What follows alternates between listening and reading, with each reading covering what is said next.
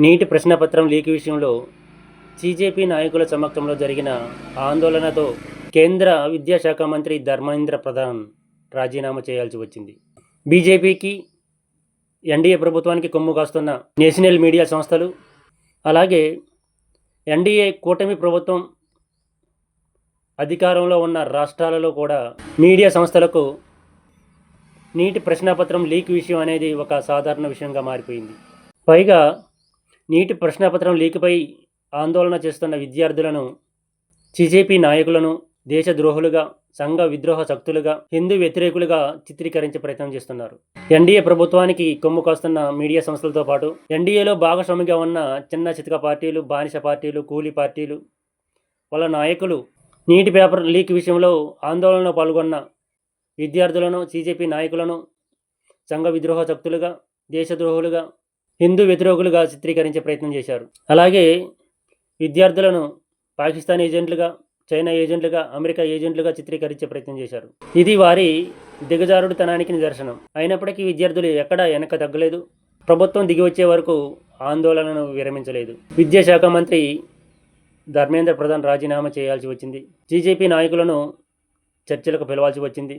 ఇది ప్రభుత్వంపై విద్యార్థులు సాధించిన విజయంగా భావించాలి. ఏదైనా సమస్య వచ్చినప్పుడు ఒక వ్యవస్థలోనో, ప్రభుత్వంలోనో, అలాగే రాజకీయ నాయకుల వల్ల తప్పు జరిగితే, ఏవైనా సమస్యలు వస్తే ఒకరిద్దరు, ఒక 10 మందో ఆ సమస్యను భుజాన వేసుకొని పోరాడితే వారిని సంఘ విద్రోహ శక్తులుగా, దేశద్రోహులుగా, హిందూ వ్యతిరేకులుగా చిత్రీకరించి వారిపై అక్రమ కేసులు పెట్టి, జైల్లో పెట్టి జీవితాంతం జైల్లో ఉండే విధంగా చేయడం అనేది సర్వసాధారణం అయిపోయింది.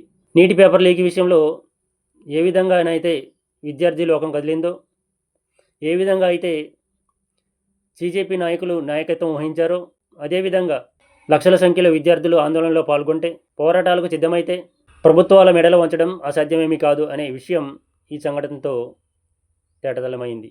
ఇలా ఏదైనా సమస్య వచ్చినప్పుడు విద్యార్థి లోకం లక్షల సంఖ్యలో కదిలి పోరాటాలకు సిద్ధమైతే ప్రభుత్వాలు ఎన్ని లక్షల మందిపై కేసులు పెడతారు, ఎన్ని లక్షల మందిని దేశద్రోహులుగా చిత్రీకరిస్తారు, ఎన్ని లక్షల మందిని సంఘ విద్రోహ శక్తులుగా చిత్రీకరిస్తారు, ఎన్ని లక్షల మందిపై అక్రమ కేసులు పెడతారు, ఎన్ని లక్షల మందిని జైల్లో పెడతారు. ఇది సాధ్యమేనా?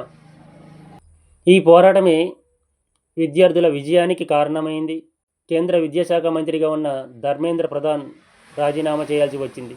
కేసులకు భయపడకుండా, లాఠీ దెబ్బలకు భయపడకుండా, బాష్పవాయు గోళాలకు భయపడకుండా, ప్రాణాలను పణంగా పెట్టి ప్రాణత్యాగాలు చేసి విద్యార్థులు ప్రభుత్వంపై సాధించిన విజయంగా దీన్ని భావించాలి.